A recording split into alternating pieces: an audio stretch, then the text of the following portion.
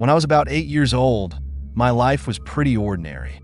My parents had me later in life, and my two older siblings were at least a decade ahead of me. One particular night, I was jolted awake by a loud commotion downstairs. Peeking through my slightly open bedroom door, I could hear my parents in a state of panic, their frantic voices filling the air. Curious and slightly alarmed, I tiptoed to the top of the staircase and called out, "Mom? Dad?" My mother appeared at the bottom of the stairs, her face tense. "Go back to bed," she instructed firmly. Even at that age, I could tell something was wrong, but I obeyed without question. I lay back in bed, trying to push away my unease, when suddenly, I heard the front door slam shut. Then silence. I assumed my parents had left the house, but had no idea why. Sometime later, I woke up again. This time, the front door creaked open, followed by the sound of slow, deliberate footsteps. No voices. Assuming it was my parents returning and trying not to wake me, I reassured myself.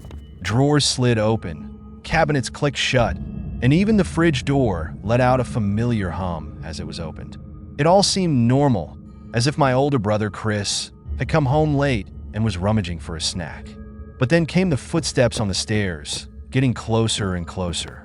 My heart pounded as I watched my door ease open, revealing only a dark silhouette. The figure stood motionless in the doorway. My throat went dry. I called out cautiously, "Chris? Mom? Dad?" No response. Just silence that an eerie chill settled over me as the figure simply shut my door and retreated down the stairs. Convinced it was my father checking in on me, I tried to go back to sleep, though something felt off. Later that night, another disturbance downstairs pulled me from my uneasy sleep. This time, voices. My parents' voices. I hurried to the staircase again, greeted by their startled expressions when they saw me awake. I asked what had happened, and they told me Chris had been in an accident. He had been driving in a condition he shouldn't have, and they had rushed to the hospital as soon as they got the call. They had been gone for hours. A chill ran down my spine. "Dad, did you come into my room earlier?" I asked hesitantly.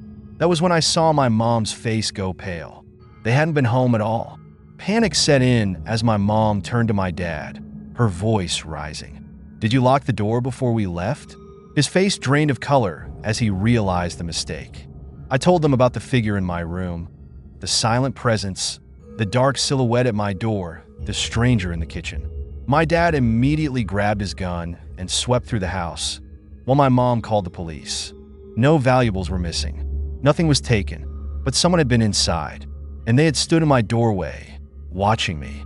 To this day, I can't shake the horror of that night, of being 8 years old, completely unaware of the danger I had been in.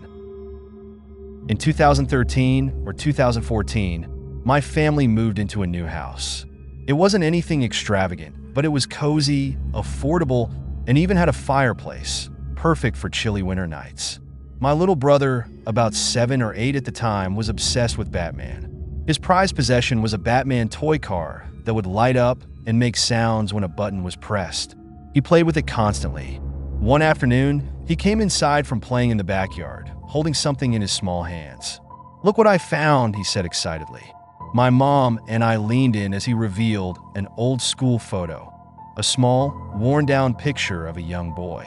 It looked like one of those extra prints you get when parents pay for school portraits, but this one was weathered, the edges frayed, the year faded beyond recognition. My mom mused. Some kid probably lost it. But then my brother said something that made me pause. "This is Buddy," he announced matter-of-factly. I frowned. "Who?" "Buddy," he repeated, pointing at the picture. "He's my friend." That was odd. My brother didn't have many friends, and I had never heard of him mentioning a buddy before. Still, I shrugged it off. Maybe he made a new friend at school, or one of the neighbors' kids. No big deal. That night, at around 3 a.m., I was jolted awake by the sound of my brother's voice. Annoyed, I got out of bed and stormed into his room, ready to tell him to quiet down before he woke our parents. But when I stepped inside, I hesitated. He was sitting upright in bed, speaking softly, as if he were having a conversation. But no one was there. I told him to go to sleep, but the next few days, things got weirder. My mom mentioned that he'd been acting strangely, though we chalked it up to him just being a kid. But then his Batman car started going off on its own. One night, I lay in bed, my door slightly open, when I heard that familiar vroom of the Batman toy. I groaned, assuming my brother was playing with it again. But when I got up to scold him, I stopped cold. He was asleep. The toy, however, was across the room, lighting up and making noise on its own. Over the next few nights, the Batman toy continued going off randomly. My parents, my sister, even I had to turn it off at some point. It was starting to freak me out, especially since my brother wouldn't stop talking about Buddy. Trying to make sense of it, I went to the neighbors, hoping to confirm whether Buddy was a real kid my brother had met. But one house was vacant, and the other didn't even have children. So who was Buddy? My dad insisted it was just an imaginary friend. Maybe he was right. Then came the night that changed everything. My sister and I, both unnerved by the strange occurrences, decided to sleep in my room together. We were whispering, trying to distract ourselves, when suddenly we heard it. From from. Our head snapped toward my open doorway. Our eyes widened in horror as we saw the Batman car slowly roll past the door, completely on its own. We screamed, bolting to our parents' room. My dad, furious, accused my brother of playing a cruel joke on us. But what my brother said made my blood run cold. It wasn't me, he said, his voice small. Buddy wanted to play. That was it. The toy was tossed into the trash, its batteries removed, its presence erased. Or so we thought. The next day, my brother had the toy again. My parents were furious, accusing him of digging it out of the garbage. But his response chilled me to the bone. Buddy got it for me. That was the final straw. My parents destroyed the toy, breaking it into pieces before discarding it again. My brother was upset, but things finally seemed to return to normal. Until one last event. One evening, my mom was cooking using the George Foreman grill on the counter. She stepped into the living room for just a moment to ask us something, when suddenly a loud crash rang through the house. We rushed to the kitchen to find the grill had been flung halfway across the room. My mom, visibly shaken, swore she had placed it nowhere near the edge. My dad had no explanation. After that, things finally calmed down. A year later, we moved, but to this day, I wonder, was Buddy just a figment of my brother's imagination? Or was he something else entirely? When I was 10 years old, my family moved to a new town. Starting fresh in a new school was rough. I was the odd one out while everyone else already had their established friendships. But outside of school, I made a couple of neighborhood friends. One of them was Dan, a kid who lived nearby but attended private school. We met when I was biking past his house, and he asked if I had just moved in. We hit it off and started hanging out. A few days later, another boy named Alex showed up at my door. My parents called me over, and when I saw him, I was confused. I had never seen him before. He introduced himself, said he lived down the street, and asked if I liked video games. When I told him yes, he invited me over to play Grand Theft Auto, San Andreas. His house was at the far end of the block, and as soon as we arrived, something fell off. The yard was bare, just patches of dirt where grass should have been. The house itself looked run down, neglected compared to the others on the street. Inside, it was even worse. Boxes, piles of junk, and random clutter filled every corner like a hoarder's home. It smelled musty, and when he led me down to the basement, the air was thick with an awful stench, like old unclean cat litter. Still, I sat down on a worn-out leather couch, trying to ignore the unsettling atmosphere. We played the two-player mode of San Andreas, and for a while, it was actually fun.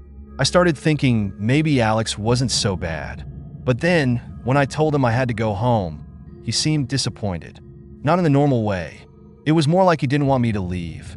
He followed me halfway home before I finally had to tell him, "See you later," hoping he'd take the hint. The next day, he rang my doorbell again, asking to hang out. This time, I invited him into my room to play GameCube. But something about him made me uncomfortable. He stood too close, had no concept of personal space. I was already feeling uneasy when the next day, he showed up again. I wasn't in the mood, so I had my mom tell him I wasn't feeling well. That same afternoon, I went to Dan's house to see if he wanted to ride bikes. As we pedaled down the street, we passed Alex's house. I caught a glimpse of him through the window watching. Dan noticed my expression and asked what was up.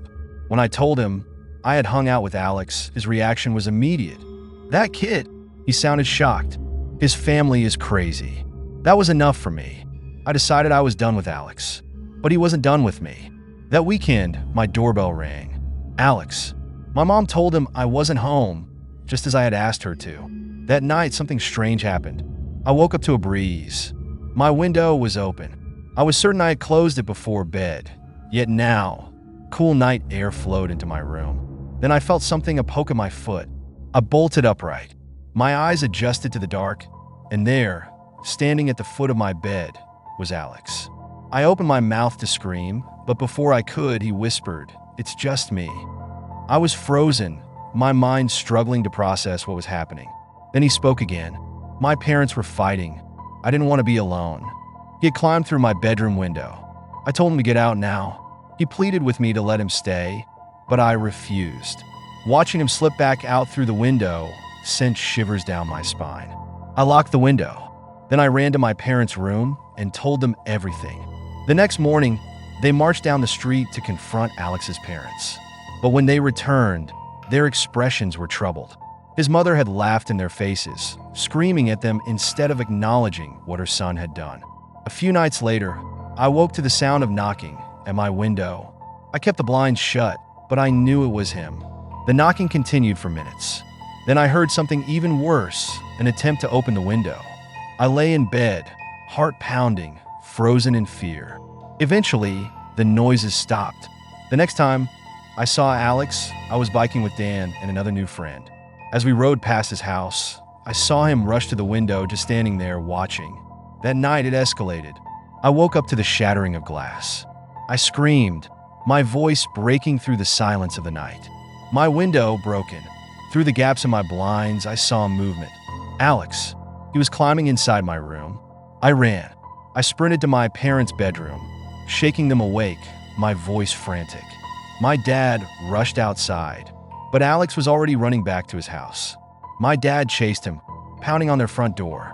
This time, he didn't leave until Alex's parents agreed to pay for the damages, so long as the police weren't involved. I never saw Alex again, aside from the occasional glimpse of him in the years that followed. His family eventually moved away, but to this day, I wonder, what would have happened if I hadn't woken up that night? If I hadn't screamed? What was Alex planning to do? And what kind of person has he grown up to be?